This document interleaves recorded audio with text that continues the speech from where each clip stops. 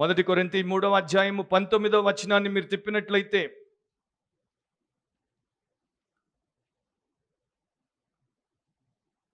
ఈ లోక జ్ఞానము దేవుని దృష్టికి వెర్రితనమే అని దేవుడు చెప్తున్నాడు. సో లోక సంబంధమైనటువంటి జ్ఞానము దేవుడితో సంబంధం లేనటువంటి వారి ద్వారా వచ్చింది కనుక అది దేవుడికి వెర్రితనమే. సో దేవుడి యందు విశ్వాసం కలిగినటువంటి వారు లోక జ్ఞానమును కలిగి ఉండకూడదా? అట్లా అని నేను చెప్పట్లేదు, బైబిల్ చెప్పట్లేదు.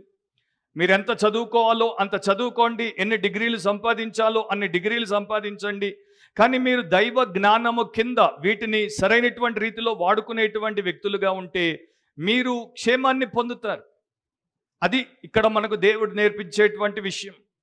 యెహోవాయే జ్ఞానం ఇచ్చేవాడు. The lord gives wisdom. అంటే ఈ నిజమైనటువంటి జీవన సంబంధమైనటువంటి జ్ఞానాన్ని దేవుడు ఇస్తాడు.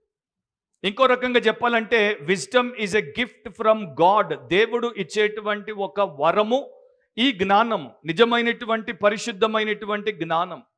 ఈ జ్ఞానము మనము స్టడీ చేయుట ద్వారా మనకు రాదు. ఈ జ్ఞానము మనము ఒక మేధావి దగ్గర, స్కాలర్ దగ్గర నుండి మనం పొందుకోము. ఈ జ్ఞానం మనం స్కూల్కి వెళ్ళినప్పుడు సంపాదించాం. ఈ జ్ఞానం మనం పుస్తకాలు చదివినప్పుడు సేకరించాం. మన పెద్దలు మనతో మాట్లాడి బోధ చేసినప్పుడు మనకు వచ్చేటువంటి జ్ఞానం కాదు.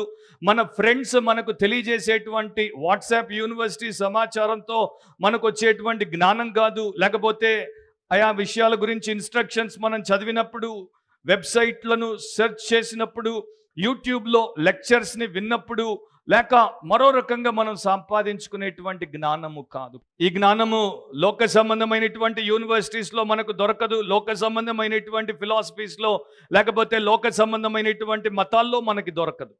ఇది కేవలము దేవుడి యొద్ద నుండి మనకు అనుగ్రహించబడే జ్ఞానం. అండ్ ఈ జ్ఞానమును ఆయన తన పరిశుద్ధ లేఖనాల్లో, వాక్యములో పొందుపరిచాడు. So scriptures and holy spirit విడదీయలేనటువంటి రెండు గొప్ప వరములు. సో పరిశుద్ధాత్ముడు లేఖనాలను మన కొరకు రచించి ఇచ్చాడు. ఆయనే దీన్ని మనకు బోధిస్తాడు. కనుకనే ఆయన ద్వారా లేఖనాలను మనం పఠించినప్పుడు, వాటిని మనం గ్రహించినప్పుడు మనకు దేవుడు జ్ఞానమును అనుగ్రహిస్తాడు.